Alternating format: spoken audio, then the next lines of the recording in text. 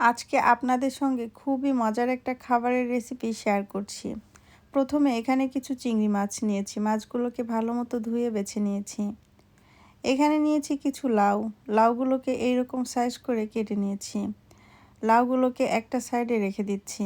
এখানে নিয়েছি ডাল। ডালটাকে পানি দিয়ে ভালো মতো ধুয়ে নিয়েছি। এদিকে চুলায় একটা প্যান বসিয়ে দিলাম। প্যানের ভিতরে দিয়ে দিচ্ছি 1/2 কাপ পরিমাণে তেল।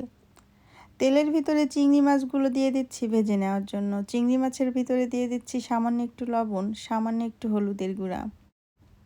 চুলার জাল বাড়িয়ে চিংড়ি মাছটাকে ভেজে নেব।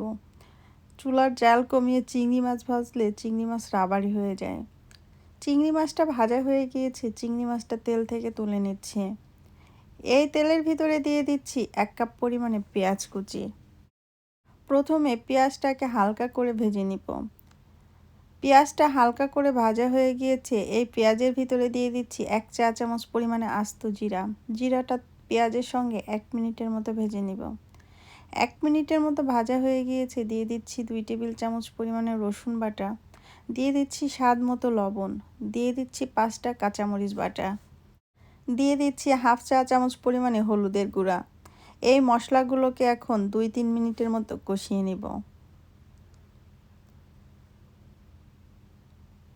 মশলাটা 2-3 মিনিটের মতো কষানো হয়ে গিয়েছে। এই মশলার ভিতরে দিয়ে দিচ্ছি আগে থেকে ধুয়ে রাখা ডাল।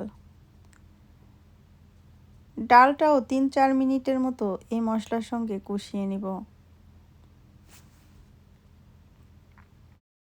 ডালটা 2-3 মিনিটের মতো কষানো হয়ে গিয়েছে। এখন সিদ্ধ হওয়ার জন্য ডালের ভিতরে পানি দিয়ে দিচ্ছি।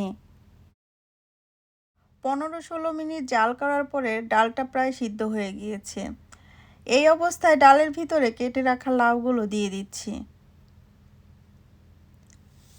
অপেক্ষা করব লাউটা 50% সিদ্ধ হওয়া পর্যন্ত। ঢাকনা দিয়ে ঢেকে ঢেকে লাউটাকে প্রায় 50% সিদ্ধ হওয়া পর্যন্ত রান্না করেছি। এখন লাউয়ের ভিতরে ভেজে রাখা চিংড়ি মাছগুলো দিয়ে দিলাম। গরমের ভিতরে ভাতের সঙ্গে এই রকম একটা তরকারি থাকলে আর কিছুই লাগে না। লাউ ডালের তরকারিটা সম্পূর্ণ হয়ে গিয়েছে। তরকারিটাকে চুলা থেকে নামিয়ে একটা পাত্রের ভিতরে ঢেলে নিচ্ছি।